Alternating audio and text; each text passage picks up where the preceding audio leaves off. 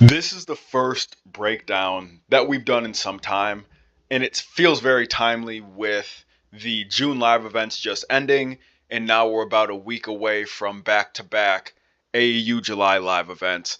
And various players are receiving interest offers, seeing their stock rise after quality performances building off the spring. And one player whose name continues to come up that hasn't really received the same offers as some of the other players in his class is Mike Nee out of Glenbard East. Without question, one of the premier shooters in the entire state, probably the entire Midwest.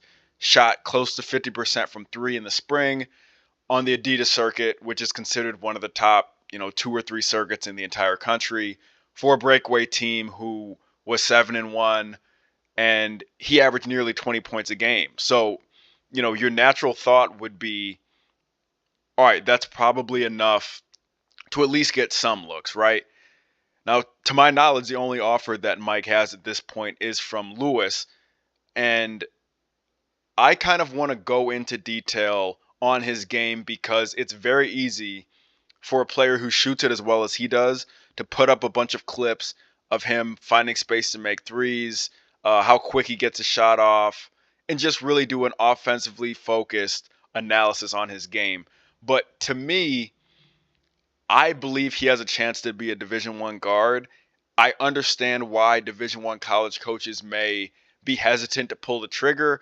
I want to do this breakdown to kind of look at the various parts of his game that maybe are not showing up in the highlights and that really should separate him from another shooter in his class, right? Like he does certain things that I feel like translate to the highest of levels, but they may not necessarily always be magnified. So this is one of their games last weekend. Very impressive as a team. Glenbard East was. They ended up going undefeated out here at Romeoville, and they have a really good supporting group. Uh, three guys who have been up for 3 or 4 years. They got Caden Williams from Lincoln Park now, and really it's a great quality group. So Mike is number 4, guarding in the corner over here. And all we're going to do, as we do with all of these breakdowns, is I'm just going to roll the tape and we're just going to have a general film breakdown. So we'll just look at the first half of this game. So we're not on here for an hour and a half. And I just want to look at the various parts of his game and really Glenbard East as a whole.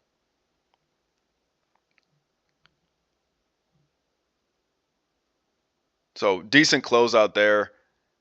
If you notice one thing that stands out, and you might not be able to see it on film, the level of physicality that he brings as a defender gets overlooked a ton, right? Only thing I would say angle wise here is maybe be a little bit more up the line. So this is an easier closeout. But watch as soon as he goes to cut the guy off, the physicality is there to take bumps, to use his upper body strength, and really be able to get his feet back in front. Right? So they switched a lot of stuff throughout the game here. They got an illegal screen there. With their size, a lot of guys that are kind of 6'2" to 6'4" ish for Glenbard East, so it makes sense to kind of switch across the board. A good cross screen there. Caden Williams going downhill. It's not a bad pull up. So I mean, they got a lot of guards. They got weapons all over the place for Glenbard East.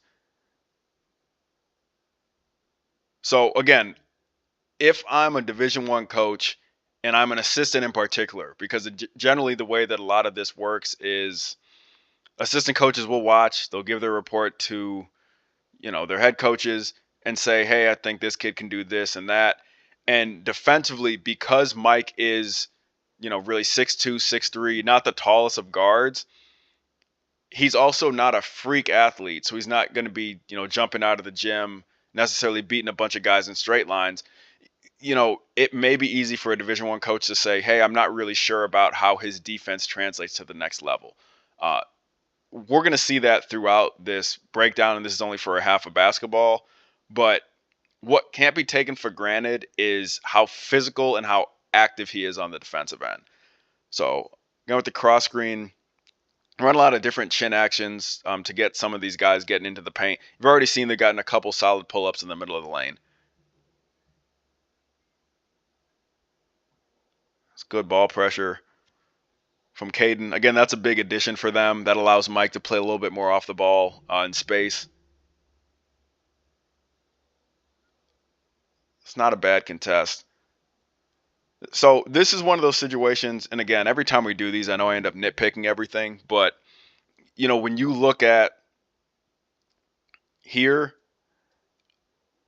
I know there's nobody in the corner there that's actually crashing hard. There's got to be a body found somewhere to try to get a rebound on this. And then collectively as a team, if you are going to foul the guy, we don't want to be giving up and ones. So I feel this is a few minutes into the game when we started it. So can't really see the score there. It's a really good drive. And again, like I said, Caden adds a different element for them as kind of a more traditional on-ball type of guard. Last year, Mike did a lot with the ball in his hands, was the player of the year in the Upstate 8. So, he really was going to have a target on his back in that conference. Having Caden allows him to do a little bit more running off screens off the ball.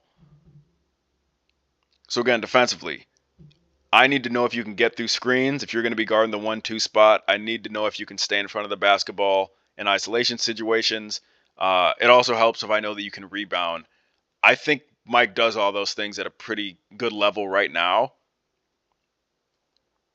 Right, like there, that's fighting through the screen. They did switch a lot of stuff in this game, depending on, kind of what the matchups were. Getting through the screen, getting over it, and then the biggest thing is, are you going to fight to get back in front of the basketball, or are you just going to get sucked into the screen? Right, he comes out, hands are high, so he can't make that skip pass across the court. It's a good stunt there from Danny to get back to go guard the guy in the corner, and nothing really hurts there. Again, this is not a team that they're playing that's full of Division I guards. I understand that, even Division II guys, but there's a certain level of intensity and attention to detail that really translates.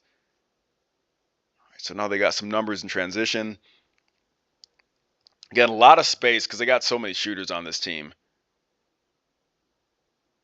It's a good rebound. Yeah, so Jacob for them is like 6'3", maybe 6'4", gets every single rebound. I mean, every game I watch, he's getting, somewhere 7, 8, 9, 10 rebounds a game for them.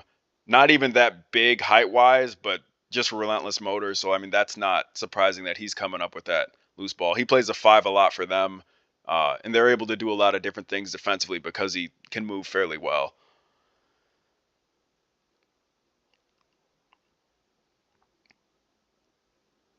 All right, so little stuff, position-wise. They're about to dribble handoff over here. Is he going to jump to the ball, or are we just going to be standing in the same spot, right? He's sinking down. This is not really a big-time shooter up top.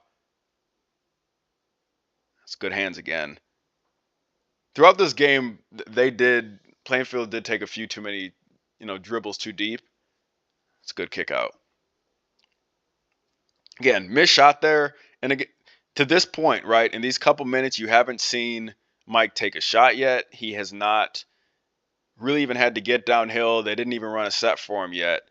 And he still made a positive impact so far defensively. This is just the type of, hey, I'm making a basic basketball play on this. Drive, the guy stunts over, fully commits to it. You kick it out to a quality shooter. Doesn't make the three, but that's still a quality basketball play. And that's why when you talk about a lot of times what highlights show you, you can't really see highlights very often in depth from a read perspective. You can't see, when he makes the right pass and the guy doesn't make the shot. You're not going to see that in the highlights, right? So that's kind of why we stay on these. Again, this is quality. Show your hands, show your chest, get in front of the basketball, and make sure that you're not giving up anything easy in transition. So here, like I said, you got to get through screens. You have to be able to guard in isolation situations, and you're going to have to be able to rebound, compete, and show a level of toughness at his height without that, prototypical athleticism at the 1-2 spot. So moving his feet, showing his hands the whole time, right? Showing his hands, chest in front, showing his hands, taking bumps.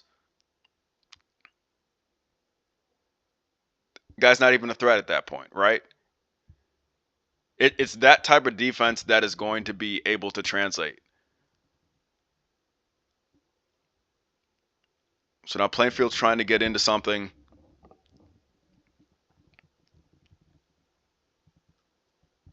Trying to get into that DHO. They ran a lot of DHOs in this game.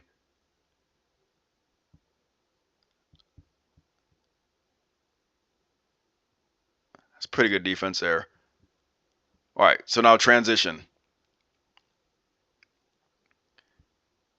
That's a type of shot that, I mean, they're probably better off fouling in that situation, to be honest with you. He's shooting the three ball almost better than most high school kids are shooting at the rim, to be honest with you. So he was 48% with breakaway in the spring. He was a 50-40-90 type of guy last season for Glenbard East while being the focus of every scouting report. So shooting-wise, there's not really a question of that. Say that to jinx him as he misses a free throw, but generally speaking, around a 90% free throw shooter.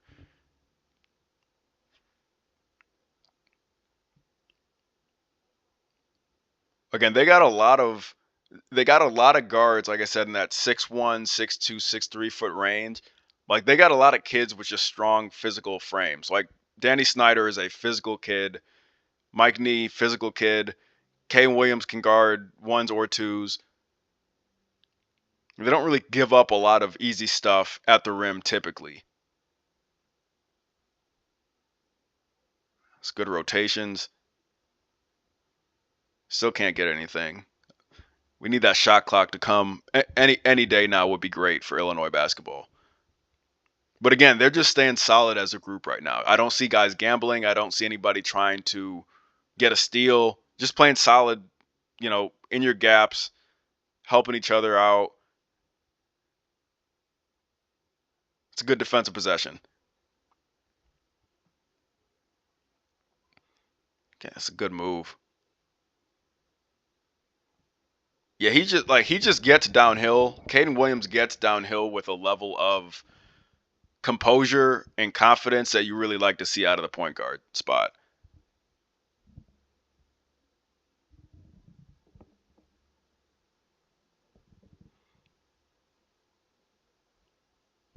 All right, some more defense.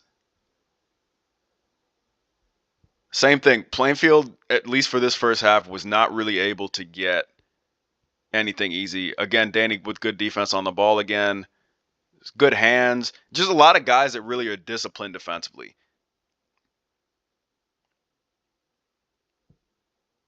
Now, a little bit more energy moving the basketball and moving bodies would probably make Glenbard East have to, shake a little bit more, but it's still quality defense. And there's Mike coming up with a steal.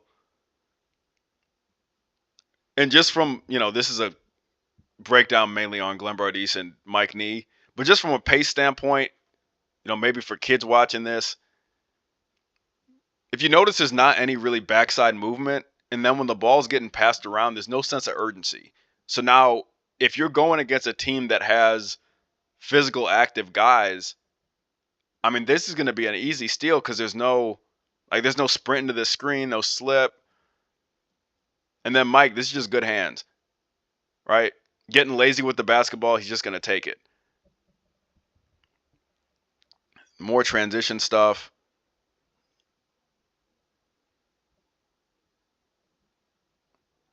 It's not a bad pull up. And again, I know with the way that he shoots the ball, he kind of gets the label of just a standstill guy. I mean, that's good lift on his jump shot. It's really good recovery by number 4 on Plainfield Central here, but got a couple subs coming in. But like I said, he is not a just spot up, catch and shoot type of guy. He's got 1-2 dribble pull up. That's a little bit too much space. Yeah, so like I said, he's pretty much averaging 4 or 5 threes a game in the spring. Last year for Glenbard East, he's usually hitting 3 or 4 a game. Nice cross screen, down screen. It's wide open.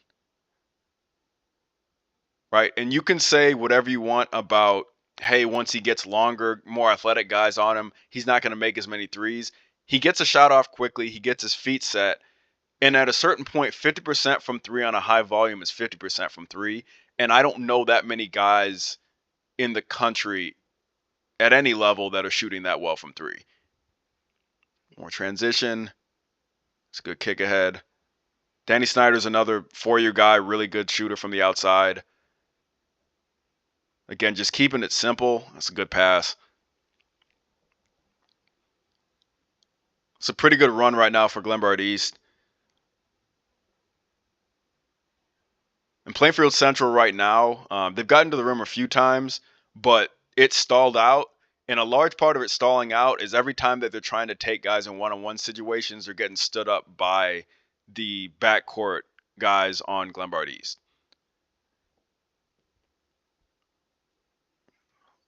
Pretty aggressive on the ball screen coverage. That's a good block. I mean, they're suffocating right now on defense. Finally got a layup there. I mean, they're not really giving up anything easy in the flow of the offense.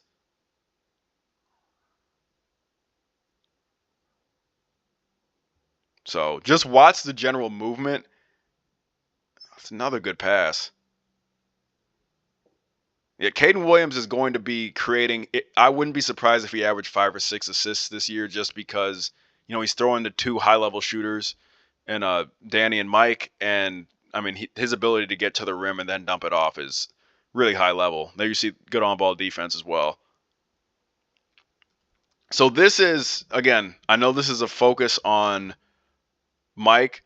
Defensively, this was probably 6-7 seconds of really good ball pressure from Caden. And then if you notice as he starts to get downhill,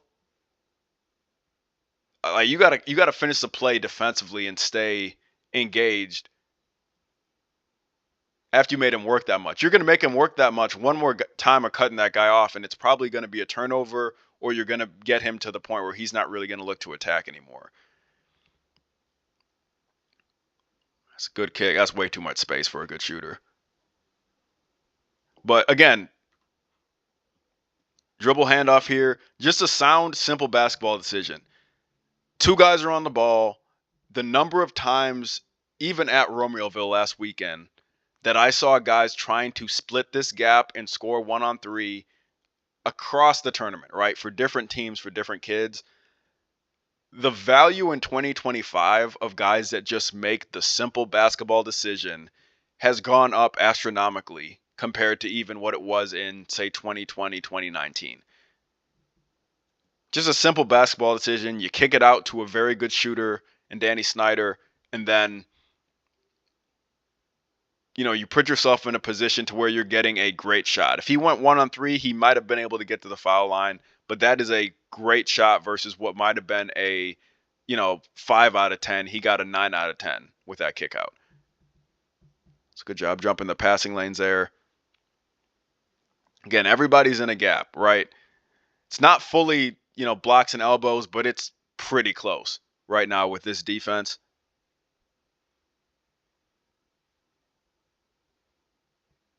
If you notice, the help side is always there. There's always somebody in that low man spot ready to come over to help.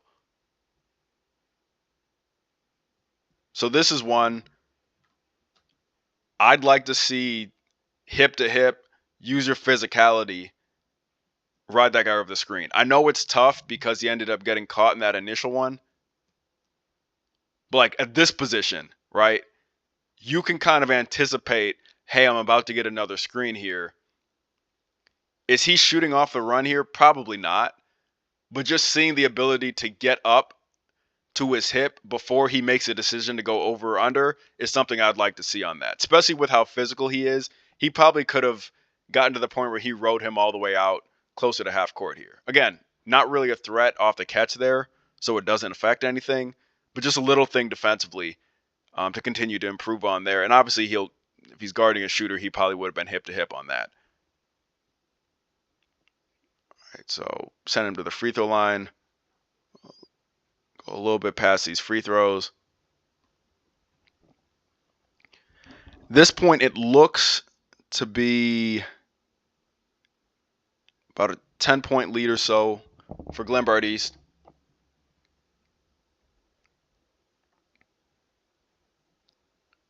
Pretty good stunt there by Plainfield Central.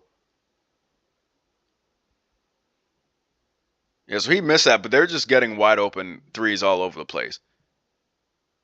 Again, that's what I'm talking about, right? You're not necessarily winning or losing a game solely on this play defensively, but when you talk about guys who want to win and who are willing to do what's necessary to win, that this is what I'm talking about, right? So shot goes up, they're about to run out in transition, and it's really just a one-on-one situation just because of how the rebound was. Watch how Mike stops the ball, again, shows his hands like we've talked about, uses his physicality, and gets to the point where he stands this guy up so much that he has to travel, right? Doesn't even get to the paint in transition off of this, showing his hands the whole time, and then forces a travel. That is the third time already in this first half that he has forced a turnover just by sliding his feet or being active with his hands. And that it's that little stuff that is going to be, to me, should be the difference. I would not have taken that angle if I was a defender. So again, it's kind of just a general film breakdown, so it's not always solely going to be on, one team versus the other. Couple reasons why I don't like this, right? Defensively. Danny is very good coming off of away screens, off of pin downs, really smart kid. If I'm the defender, he just hit a three from this exact same spot, number one. So I should be hip to hip here off of that pin down. And then number two, if I am going to go over the top, which you probably shouldn't in this scenario, you can't still get screened in this scenario. Right? So when he comes down to set this pin down, Danny does a really good job of walking him all the way underneath the rim. The really only two options here, it really should be hip to hip, riding him all the way to the corner. Got to have a little bit of space here for him to try to shoot the gap. But if you do try to go over, you can't get clipped on the screen. And then that's another high-level shooter off the catch. Second one in a row off of a kick out. And honestly, that backcourt duo, Danny was also unanimous all-conference up there in the Upstate 8. Those guys, those two, Mike and Danny, are probably one of the better shooting backcourts, at least in the suburbs, if not in the entire state, just based on resume for the last couple of years. Those are both guys that can go for 4 or 5, 6 threes in a game, depending on the matchups. So we got a timeout here, so we're going to skip ahead a bit. Again, I think it's a safe to say double-digit lead at this point for Glenbard East. And at this point, remember, at this point, outside of that 1-3, I haven't shown Mike scoring the basketball, but he has forced 3 turnovers, and he's had 4 or 5 other defensive plays where he's in the right spot, on time, using his body, and getting to where he needs to get to. And then on offense, probably a couple assists already, and then a couple other just really quality reads, getting the ball out to guys where they need to. Just simple, right? Simple has become, just like I mentioned, it's become a premium for guys that are able to make quality decisions as ball handlers and as passers. It's the same thing on both ends. Guys that can just keep it simple are now very valuable. Same little floppy action there. They've gotten a lot of good looks off of that so far. Again, you got to know personnel. And that's the type of shot. This is a college action type of shot here. Just a quick get action. He throws it up top. Jacob gives a handoff. They probably don't have a scouting report because it's summer league, but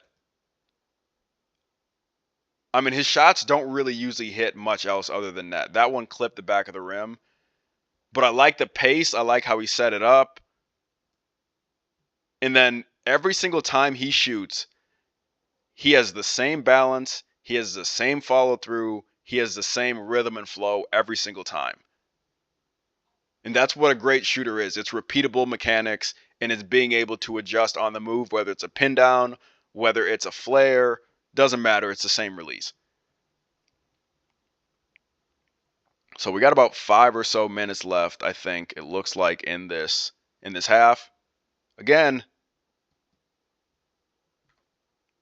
it's not a big block off the backboard. It's not some steal into a dunk. It's just really solid beating a guy to a spot off the catch here, right? Kick out, he's trying to beat him baseline. He wins that first step. You win the first step in most matchups, you're going to be at a good point, right?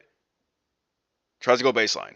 Cut him off right away, shows hands, shows his body, and just generally a strong kid. So because he has that strength, he doesn't usually get knocked off of those spots. Pretty good job of fronting down there. Take 3. I would probably a little bit of a better closeout from Danny here.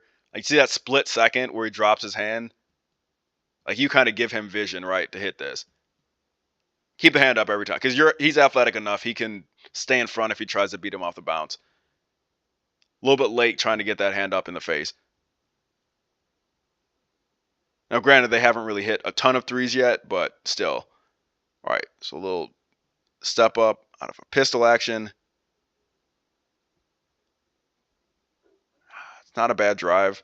I would say on this initial drive, on this kick out here, one more power dribble and that's probably a layup. Because I don't think at this point he's committed to helping. Okay shooter in the corner, right? Not a bad shot, and that's not a bad drive there either that he ended up making. But I think one more dribble, then Danny probably has a layup, or you could maybe get him back for a 15-footer here. So I think we're staying here.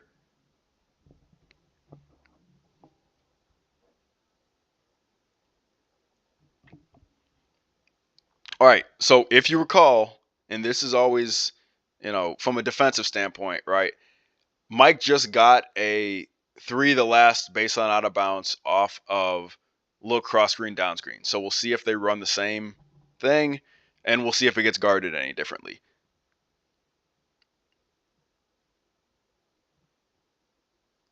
Just getting that out. It's a quality look for Glenbard East. We're out in transition. Again, really good job of stopping the ball early. They've done a very good job of that so far in this game. You just see, the ball hasn't gotten paint in transition yet against Glenbard East. That's a tough shot. All right, now we got to run. All right, this pass has to go to the 50% shooter on the other side of the court. I think Caden was kind of figuring out which way he wanted to throw the ball here. Advance that up quick. Really either way, right? Like, you could advance it up quick to the right too, because you have a good driver on that side.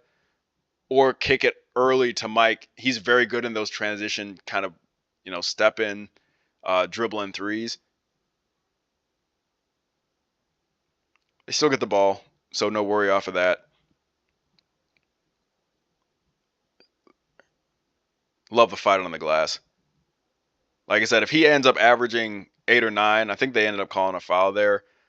But I mean, Jacob, he really goes after everything off the glass, especially for someone who's 6'2", 6'3". You love to see that. All right, we got some subs. Mike's still out here, I believe. Probably, somewhere in that double-digit range. The running score is not up here for this.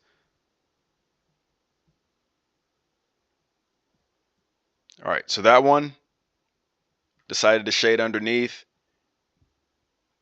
And I really like to look at the pre-setup on these defensively from the standpoint of, does it look like it's a scheme decision, or does it look like it's a individual read on how to guard this? This is a really high ball screen, and there's nothing to suggest to this point in the game that anyone is making a 3 for Plainfield Central off of this. So, really good job by the screener to try to take him with, but does a pretty good job of staying in front. Problem is there was nobody tagging on the back end on that. So, ball screen comes. Again, they had switched a good amount of stuff at various parts of the game. Here, even as they're doing this down screen away, we got to sink there to tag. I don't foresee this skip pass being made all the way across the court. So sink and tag on that, and then let Caden play 2 on this side so they can't get the roll. Defensively, there on the ball screen, going under makes sense. There just needs to be some type of, back end. It's a 5-man job to guard ball screens.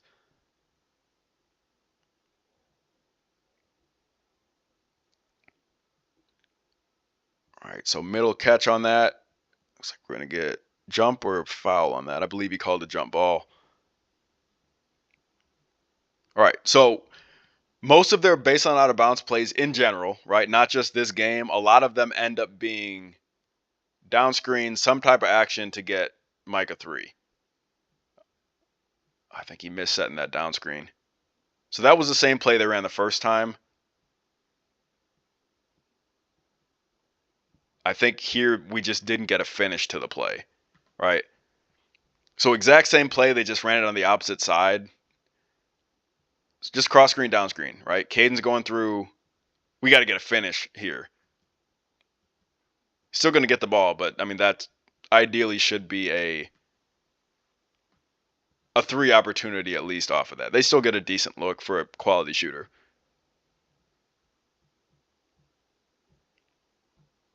All right, so it's still at about, double digits. You get a foul there.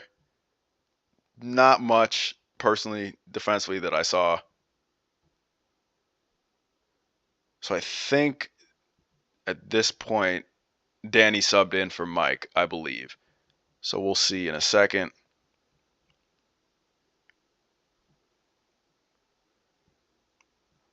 No, Mike's still out there.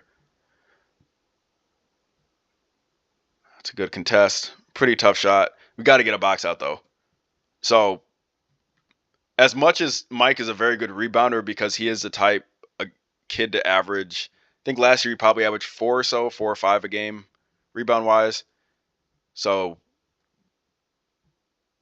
good contest from Danny. That is a tough shot to make. This is one of those, hey, kind of pinching here. So because we had a little bit of help side, Mike's kind of burying this guy underneath the rim to go get the rebound. We need to have somebody crack back and try to block out 5 here. Still going to miss. And then off that, we got to push. Again, good pass ahead. That's a great look. And again, I don't know if you've noticed, he hasn't had to force not a single shot yet this game. This is just, it's the same thing when he plays with breakaway. Kick it ahead, relocate, hands and feet ready. A little bit of space is all he needs. And it's all net.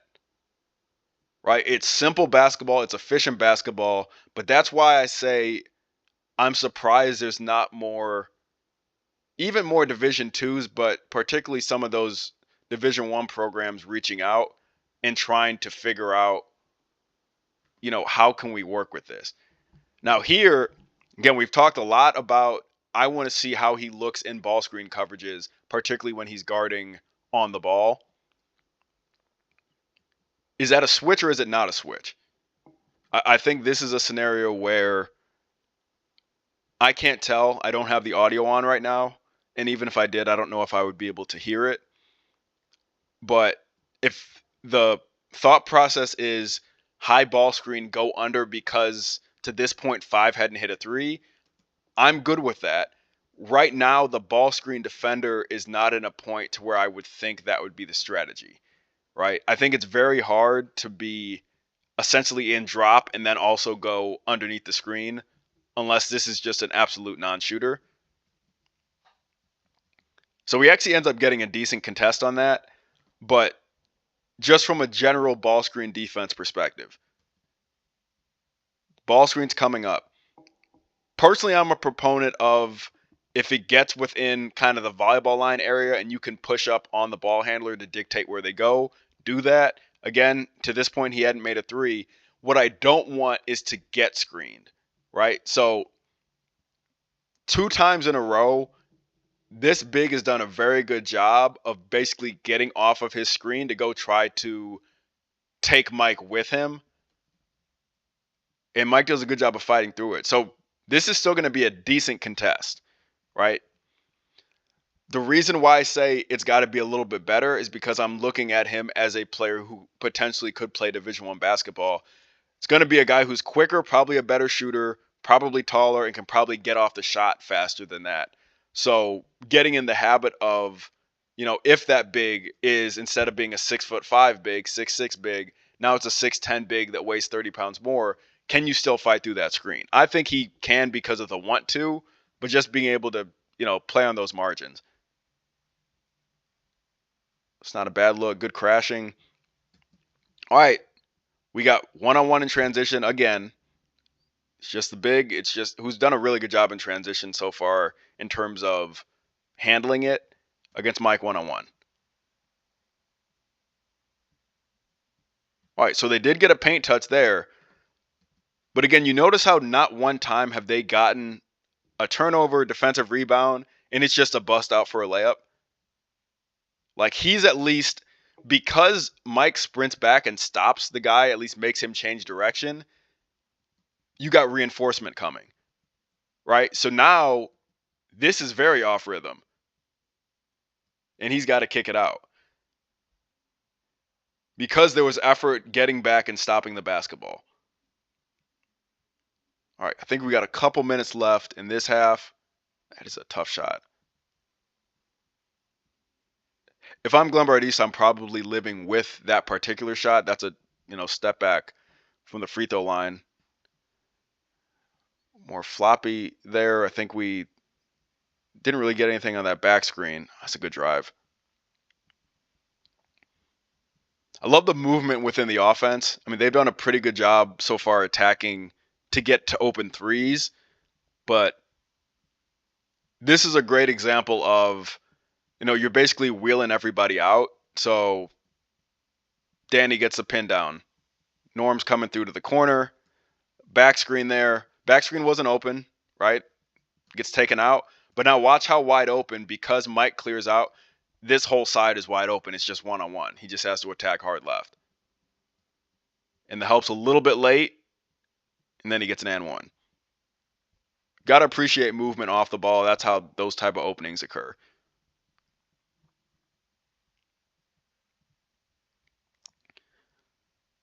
All right, so Mike's on the ball again. I think we got about 2:40 left, it looks like, in the half. Good stunt. A little bit too deep down there on the catch. Probably needed to front, but again, I don't really think there was a ton of backside help in that scenario anyway. All right, based on out of bounds. First thing, got to take away the layup. Oh, we got to see the ball, though. So this is one, I think Mike's done a pretty good job of being very on point defensively in terms of cutting guys off, being as physical as possible, seeing the ball, anticipating. Here, that little cross screen, he starts to jam. So, yes, you want to jam 4 here as he comes across, but you got to see the basketball too. So, that's got to be either Mike's help or his teammates' help there on the block. We have to see the basketball. So, in this scenario, I don't really know why there was a gamble on the catch. Yeah, you didn't need to gamble there. But still, at this point, all right, head on a swivel. We got to see, with that penetration, we got to be able to help over on that. So one of the few times I felt like defensively that was a breakdown. But again, the gamble initially on the ball probably wasn't necessary. Same exact play. Wheeled everybody out again.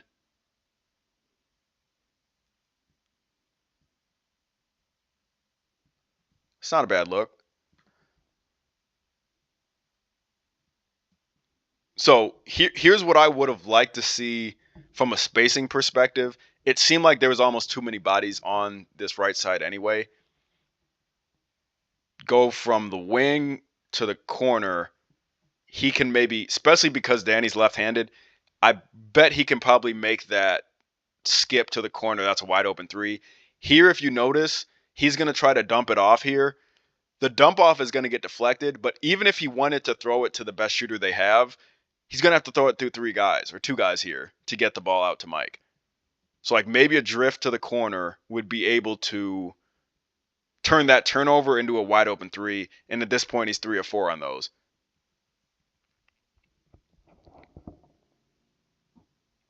All right, should be about 2 minutes left.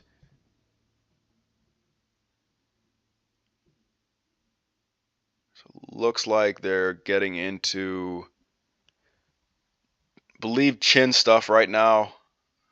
Oh, it's too easy.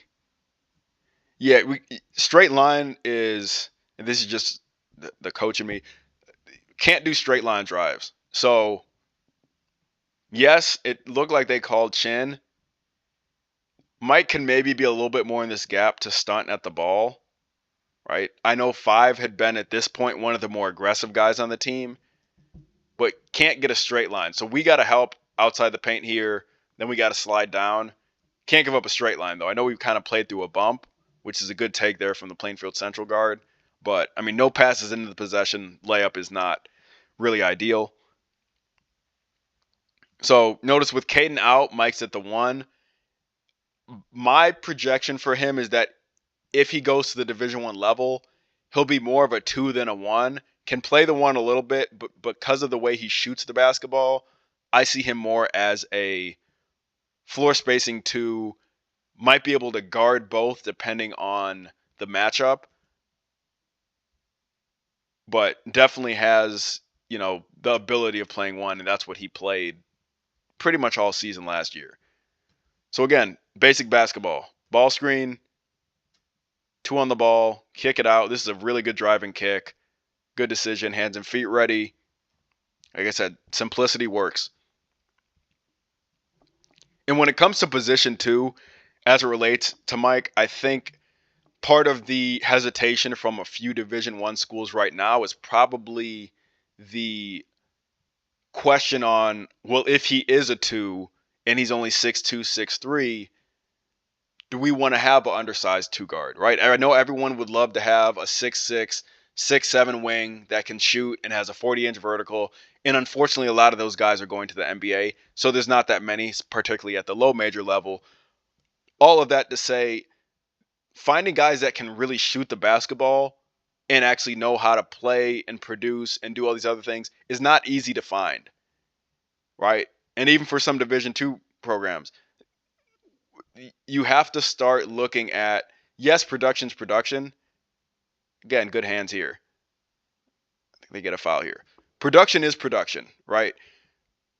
But everything doesn't translate. So your 20 points a game at some random school may not mean that you're going to even be a 8-point a game scorer at a D3, right? Everything does not translate 1-to-1. What I will say is I know the Adidas circuit is full of Division I prospects. I know that Mike had 10 more threes than everybody else on that circuit in the spring. I also know that he averaged around 20 points a game while being a focal point to the defense when it came to not wanting to let him shoot threes, and he still made almost 4 or 5 a game. So at a certain point, you can say he's 6'2", 6'3", and he's more of a 2 than a 1, and maybe he's not as athletic as the guys that you would like. But then you also have to look at, what am I really looking for? I'm personally would be looking for a guy that's going to help me win. 50% shooters that are tough, physical, compete. Those are the type of guys that I'd be looking for personally, but to each their own, right?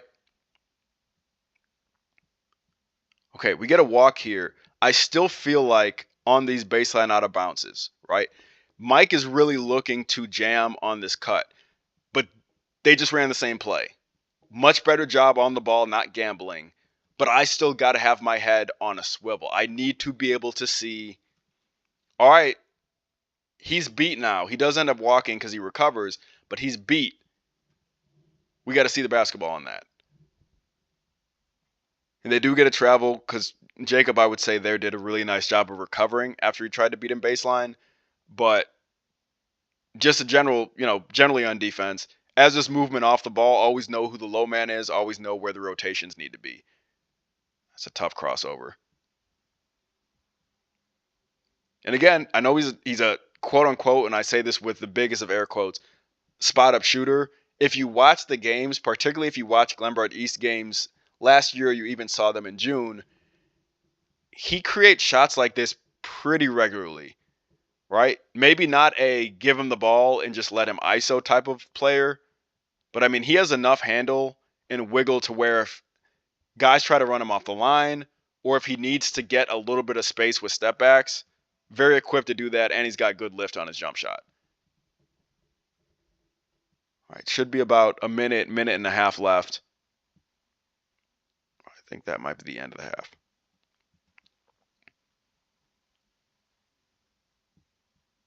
All right, so in that half, we saw at least 3 to 5 times in that half alone where there were either forced turnovers or guys were completely pushed out of their rhythm, out of their flow because of the way that Mike used his physicality and guarded.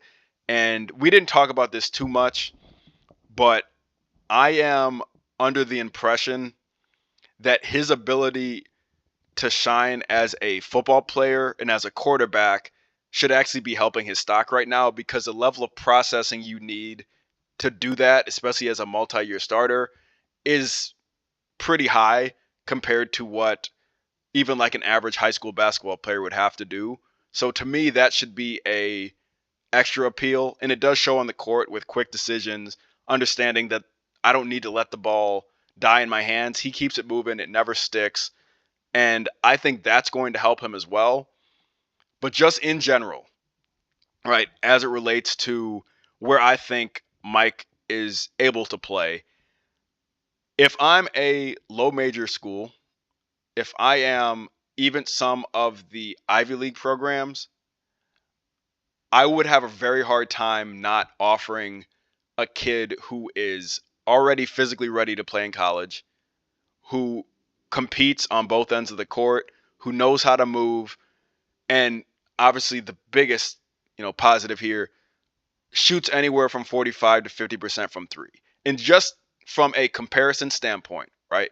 Everybody's different. I really don't like doing player comparisons at all. Princeton has a very good shooter, or had a very good shooter named Blake Peters, who was also from the area, who was a dead-eye three-point shooter. 90% of his shots came from beyond the arc, did an excellent job of it, and he was only about 6'1". I'll give Blake 6'1"-ish, and was a high-impact player for 3 years of the 4 years he was at Princeton. So I don't really want to hear I don't know if he's able to do it, I don't know if he's big enough. If you have questions about his game, that's one thing. But the height thing, to me, is not, with how physical he is, I don't think that's valid. I will say Blake was a little bit stronger. I mean, Blake was built like a tank already at that age.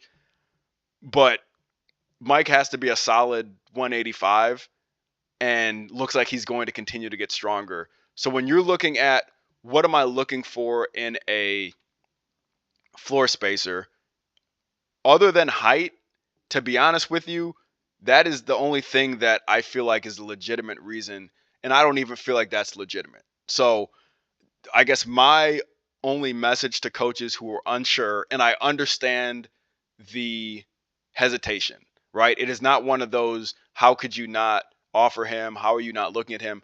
I understand it. I even understand it for some D2s, depending on what your defensive system is, right? Like, I get it, depending on your scheme. Maybe you want more length at the positions. Maybe you're looking for someone like Mike to be playing more one, even if he's more naturally inclined to be a two. Understand all of that. All I can say is I'm taking a 45 to 50% three-point shooter who is tough as nails, who's willing to compete, and has shown time and time again when he plays against those guys who are getting those offers, when he has played against Division I talent, when he's being guarded, face guarded, run through screens by 6'5", guys that kind of fit your profile for what you're looking for in a two guard, and he still scores 20. He still hits 4 or 5 threes. At a certain point, that production, toughness, and ability to make positive plays on both ends has to translate. So that is my only message on Mike Nee. I think Glenbard East as a team is going to be a fun team to watch with that backcourt. But, I'm really looking forward to seeing as teams see him for probably a third, fourth time, because there were plenty of coaches there across levels to watch Mike this weekend. As teams see him a third or fourth time, are they going to wait for something in particular to pull the trigger? Do they need to see him make 10 threes? Do they need to see him guard better? I don't know, right? I think the defensive questions can be there just based on a physical standpoint. But for me, I see the positives. I see the potential. And to be honest with you, I watch a lot of teams where if they had a guy who could completely break open the game from three and still give you some value on those 50-50 balls as a rebounder, as a ball mover, as a cutter, teams are looking for that.